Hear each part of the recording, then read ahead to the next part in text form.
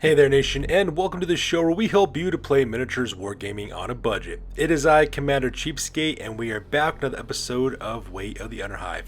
This series is dedicated to helping brand new players to Necromunda build their starting rosters and learn about the game mechanics of their favorite gangs. And on today's episode, we're actually going to tackle a very special topic for this time, and what we're going to do is we're going to teach you guys how to arbitrate an Ash Waste campaign. So I've been getting a lot of comments from viewers who've been really interested in actually learning how to run an Ash Waste campaign for Necromunda. I did a video a couple months back where I actually showed you guys how to arbitrate a Dominion campaign, and I got an excellent response on that video, and a lot of people really enjoyed it and really used that content to help them run their campaign. So I'm going to do exactly the same thing this time, talking about an Ash Waste campaign. If you guys are interested in learning how to arbitrate other campaigns, please feel free to leave it down in the comments below. I'd love to hear your guys' ideas. If you want to learn how to do a Dark Uprising campaign, an Outlanders campaign, a Law and Misrule campaign, or any combination thereof, leave your comments down below. Maybe I'll make a video about it. It'd be really awesome as well. So that being said, ladies and gentlemen, let's go and talk about how you go about arbitrating an Ash Waste campaign for Necromunda. So first of all, let's talk about what materials you're going to need in order to run your Ash Waste campaign. It's actually not that much. The first thing you do, of course, is you do need to purchase Necromunda Book of the Outlands. That is a necessity to have for your campaigns for a couple reasons. One, they do have rules how to build Ash Waste Nomad gangs as well as Ironhead Prospector gangs. So if you want to have that in your campaign, you're definitely going to need that book. Secondly, you're also going to need the Wasteland Workshop rules for custom vehicles as well as standard template construction vehicles. STC vehicles are the type of vehicles that the Genestealer cults operate with, and also all their different upgrades and war gear that you can purchase for those vehicles as well. You also need the Book of the Outlands because they do have battlefield condition tables that you can roll depending on what season that you're playing in the Ash Waste, as well as what kind of locations you're playing at, whether you're playing in the Near Waste, the Deep Waste, or the Wild Waste as well. At the same time, the second necessity is the map of Cinderak Crater, and you can find this on Google Images. Games Workshop was very kind enough in order to put that map up onto their community website page, so that way you can get access to it as well. The reason why is because this campaign is a map-based campaign, and having that Cinderak Crater map is going to be very necessary to figure out what kind of territories your gangs can actually fight over. Now, unfortunately, the Ash Waste rulebook is very much optional on this one as well. If you guys remember, I did a video reviewing the Ash Waste rulebook itself that came with the starter box set, and I told most of my viewers they could possibly skip it if they didn't need the miniatures. I would recommend skipping it. And the reason why is because even the vehicle rules are located in the Book of the Outlands, so it makes it really unnecessary.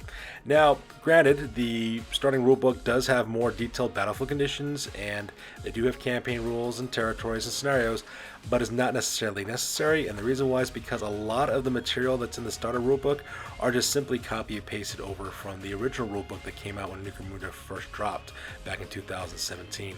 Almost all the scenarios are pretty much the exact same scenarios you get from the starting rulebook from 2017. The only difference is that they added vehicles to it. That's really the only major difference between them. These scenarios are not all that unique to the Ash Wastes.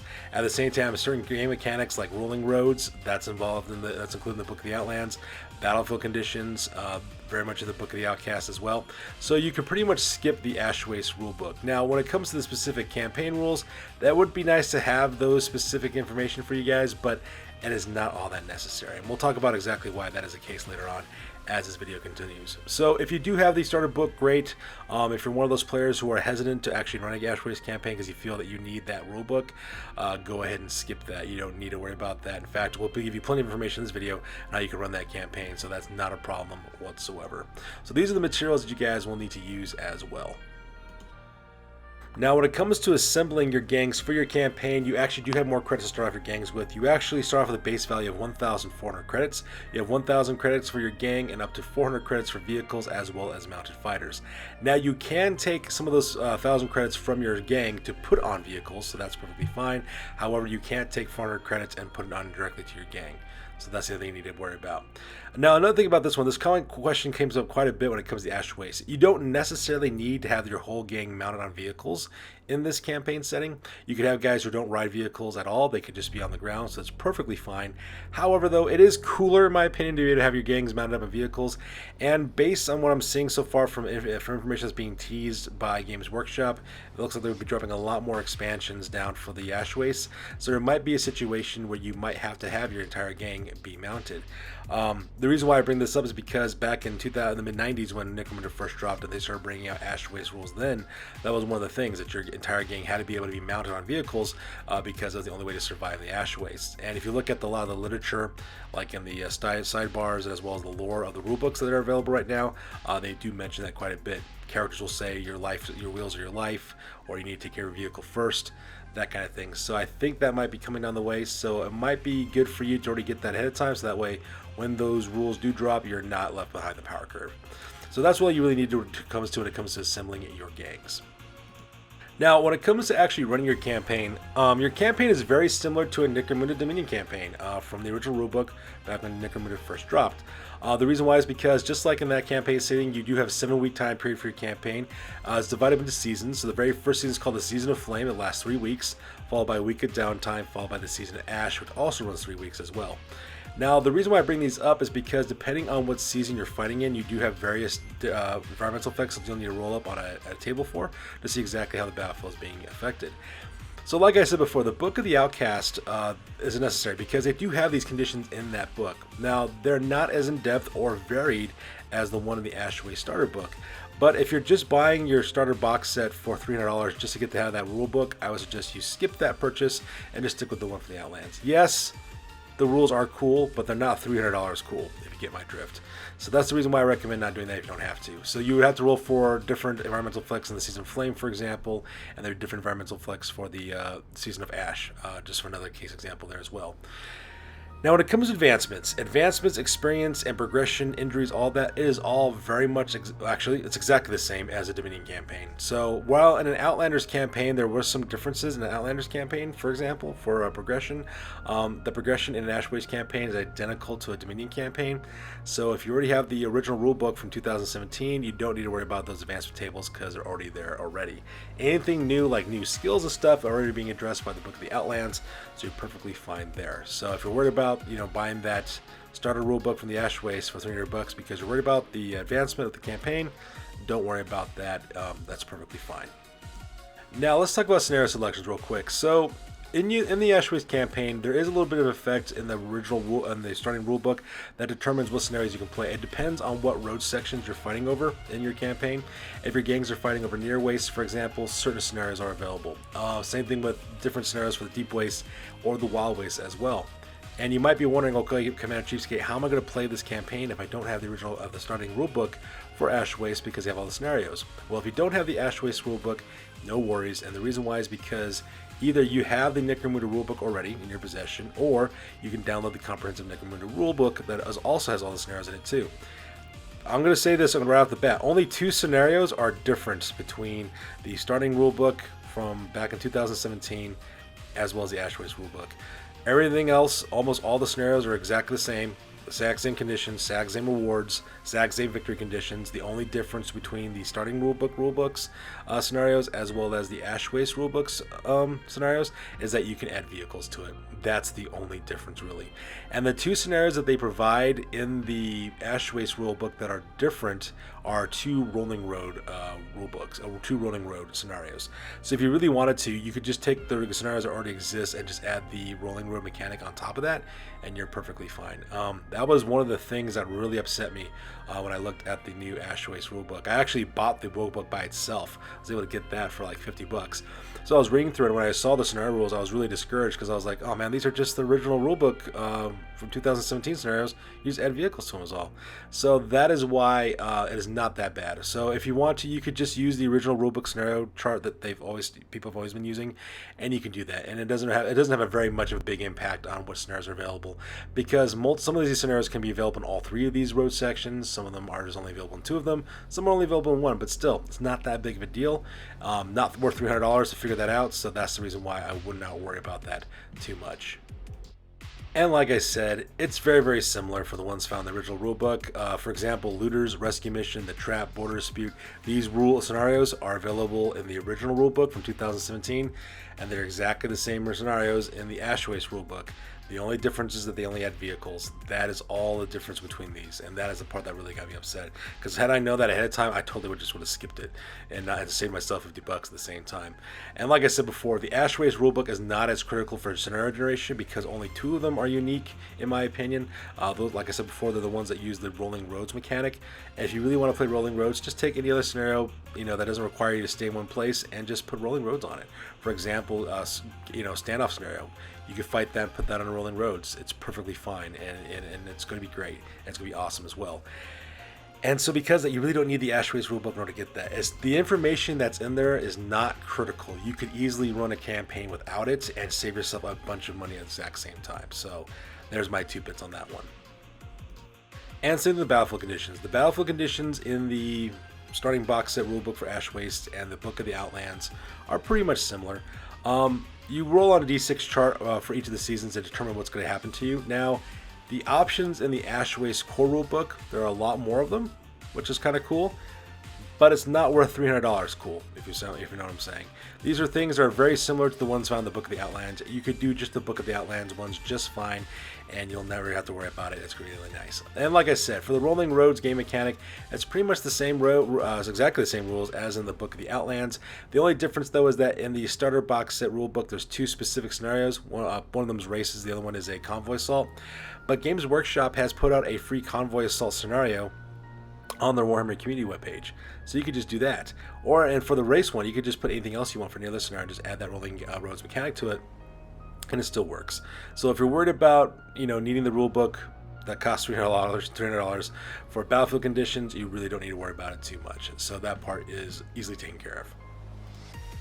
Alright, so let's talk about the territories that you're playing over real quick. So on the next slide, we're going to talk about this a little bit more in detail, but the map of Cinderak's Canyon, Cinderak Crater is the one you're going to need. And the reason why is because in this game, you have 2 types of territories in an Ash Waste scenario, Ash Waste campaign. You have road sections and you have trade routes. The idea is that you need to link individual road sections together to create a trade route. That's pretty much how it works. Now, road sections generate anywhere between 1d6 to 3d6 credits per road section. Now you might be wondering, well, Commander Cheapskate, how do I know which ones are generating what amount of credits? For the most part, by and large, except for a few outliers, all near waste road sections generate d6 credits, all deep waste road sections generate 2d6 credits, and all wild waste road sections generate 3d6 credits. Now, it may not be official because, like I said, there are a few outliers. I think there's like 4 different roads that don't follow that because they're like either more or less than what they usually are. But for the most part, that's what they all are. So if you're worried about, buying the rulebook to figure out the exact income of the exact same road section, you really don't need to. So you really don't need to worry about that too much. You can just take a look at that map of Cinderak City. They actually literally highlight the colors of the different types of road sections and what they are. You can just play that format to those road sections as your gangs advance in the campaign. Now, once you have those road sections and they give you your D6 to 3D6 credits, if you're able to create a trade route, then the trade route has more enhanced boons. Unfortunately, the boons are not as cool as I thought they would be. They're actually kind of basic and they're kind of simple, but at the same time though, you do get those if you create those trade routes. So all you gotta do is string together 2 major locations in most cases, and you'll go about making those trade routes and getting those enhanced boons. Now, we're going to do a quick word about law-abiding versus outlaw gangs in this campaign setting. In the Ash Waste campaign, there isn't really all that much difference between law-abiding as well as outlaw gangs. For your road sections, it doesn't matter if you're law-abiding or not. You generate the 1d6 to 3d6 credits regardless of your status as an outlaw or a law-abiding gang. However, there is a difference though when you get your trading routes. When you establish your trade routes, you have a game mechanic called trading, which is what law-abiding gangs do, or raiding, which outlaw gangs do. And you get different bonuses on this for the same trade route depending on your alignment. However, like I said before, the boons on these ones are pretty lackluster for the most part, and there's not very much difference between some of these boons. So if you're worried about playing a law-abiding gang or an outlaw gang, it's not really that big of a deal. I just say pick whatever flavor you like the most. So for example, if you're going to play Ash Waste Nomads are automatic outlaws. So that's going to be chosen for you. Whereas like your house gangs were more like law-abiding gangs, like House Orlok, for example.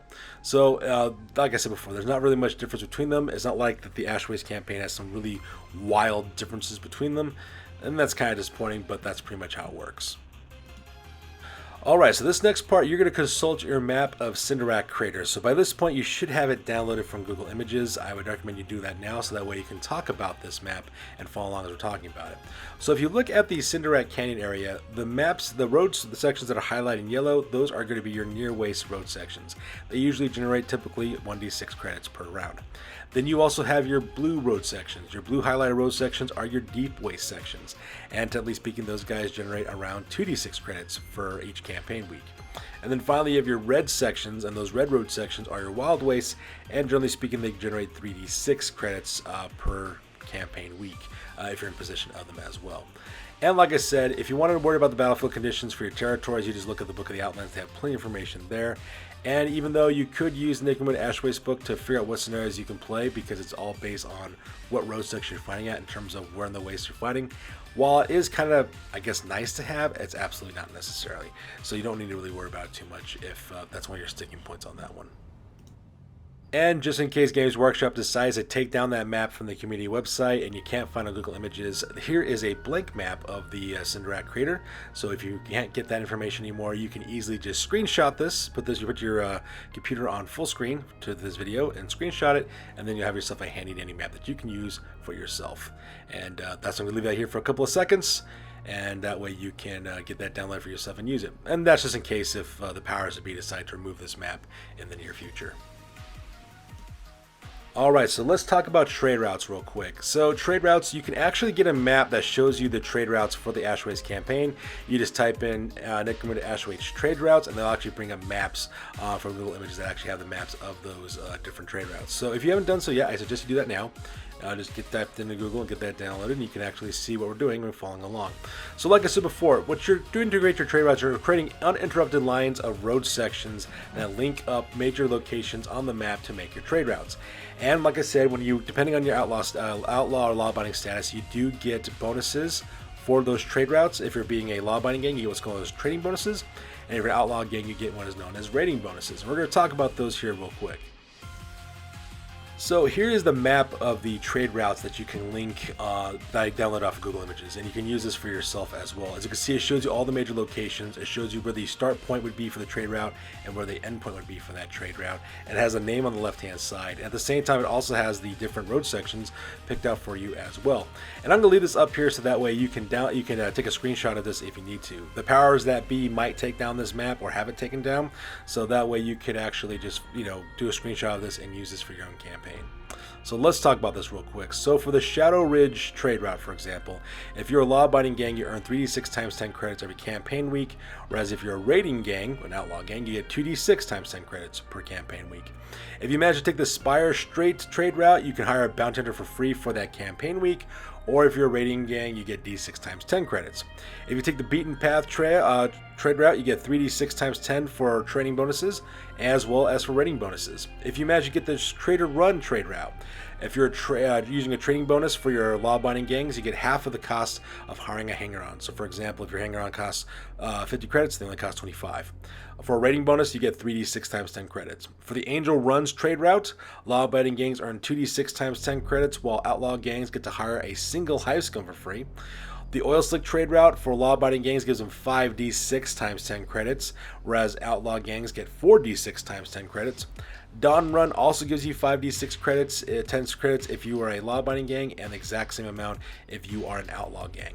For the Crooked Road trade route, you add a ganger for free to your roster permanently, and for the outlaw gangs, you get 1 reputation for every week that you have that trade route. For the Ore Road, for law-abiding gangs, they get -2 rarity on the trading post, and for outlaw gangs, they get 2d6 times 10 credits. And then finally, for the Scrap Way, law-abiding gangs earn 2d6 times 10 credits every campaign week, while outlaw gangs raid and get 3d6 times 10 credits for that. So that's pretty much how the trade routes work for their rewards and for their enhanced boons. Like I said, not as amazing as you would think they'd be, because a lot of commerce takes place on those roads. But at the same time, though, if you're wondering what those rewards were, now you know. And like I said, you should download this map too before the powers that be have it removed. Alright, so the last thing we're going to talk about real quick are triumphs real quick. So there are 5 different triumphs that your players can compete for. One of them, of course, is basically they'll build the longest chain of unbroken road sections. That triumph is called the Roadmaster Triumph. The second one's called As Far As the Eye Can See, which means you control the most road sections. The third one's called World of Corpses, which means which gang ever killed the most enemy fighters. Then you have the Let It Burn Triumph, which means that whoever wrecked the most vehicles. And then you finally have the last one called Do You Know Who I Am, which is the gang with the highest reputation. So in case you're wondering what the triumphs are, these are the ones that we're located at. It's pretty similar to the Dominion campaign, except they just applied it to the Ash Wastes. So they're, pretty generic that way. And so if you're one of those kind of players or those campaigns that don't decide to have an overall campaign ranger, but just depends who gets triumphs, that's the game mechanic that you guys would use for yourself.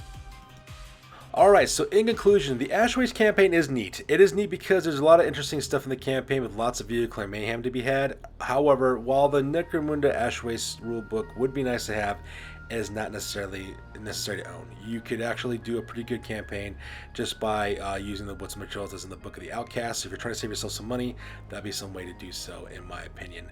Like I said, while specific info would be nice, it's not worth $300 nice. I just skip it and just make up your own rewards for your road sections or trade routes. In fact, I did a video earlier where I just gave you a free example of what you could do for an Ash Waste campaign if you wanted to.